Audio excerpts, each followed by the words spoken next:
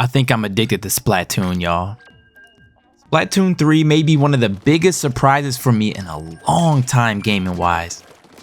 Well, let me start off by saying it's a third-person shooter with characters that can transform into squids and octopuses just to swim in ink.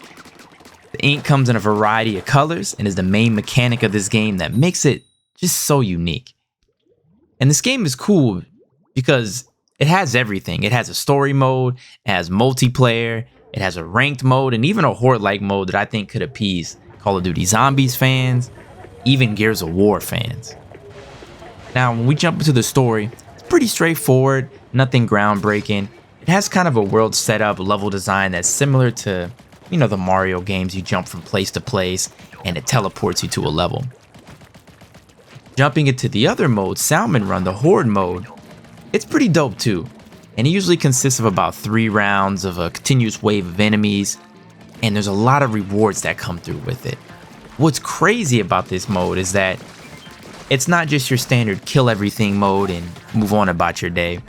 You have quotas that you have to meet, and there's boss enemies of totally different varieties that spawn, including a guy that you have to throw grenades in its trash can mouth in order for it to blow up. When you defeat these boss-like enemies, they actually drop these orbs for you, and with these orbs you can deposit them into your bank.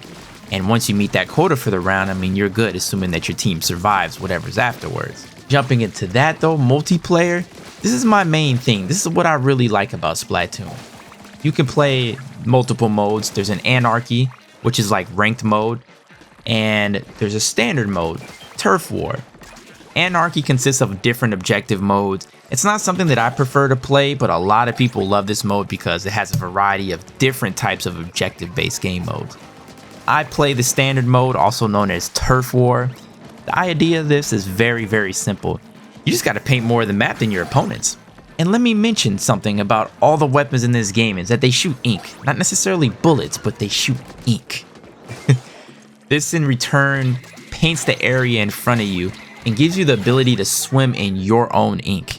Your ink will be a certain color while the enemy's ink will be of another color. And so with this turf war mode, all you have to do is ink more than your opponent.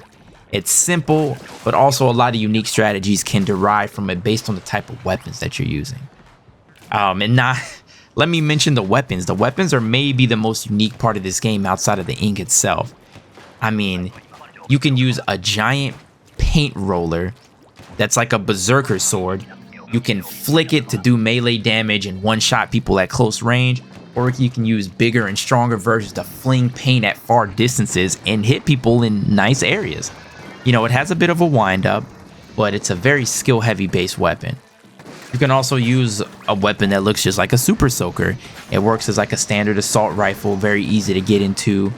And you can also even do a bucket of ink, fling it on people like a firefighter, like you're throwing out a fire. The game has combinations of just different play styles. You have a bomb that you have attached to your weapon, as well as a super or a special. And this is kind of what makes certain weapons, better or worse than others, is the combination that comes with the base weapon.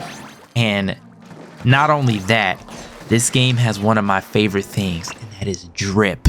And that is not intended with the ink, no pun whatsoever. The drip is absolutely sensational. All right, the game has swag, a lot of influence, a lot of different styles. You can go for a hip hop style, you can go for a football look, you can go for a princess. You can literally control however you want your character to look, and it gives everybody the freedom to do so. And you also have perks that are attached to these weapons, perks that are attached to these clothes, and this creates a gear-like system, an RPG-like system where you may like certain gear because of the stats that it gives you, or you just want to look good, and when you look good you feel good. But this is just one of those videos I just had to make because I have to admit that Splatoon has taken me by surprise. Definitely the biggest surprise of 2020 to me. I say 2020. Definitely the biggest surprise of 2022 for me. Just a great game overall, and it's something I recommend for everyone. Let me know if you play Splatoon. Let me know if it's a game that you've been interested in. But I highly recommend this. And as always, we're playing it here on the stream. So if you haven't been watching, definitely make sure you check your boy out at twitch.tv/BigDonSkillz, where I am streaming games like this and other fun games all the time. But let me know what y'all think about this. Just wanted to make this quick video, but I hope y'all had a good day, and talk to y'all on the flip side. Peace out, y'all. Deuces.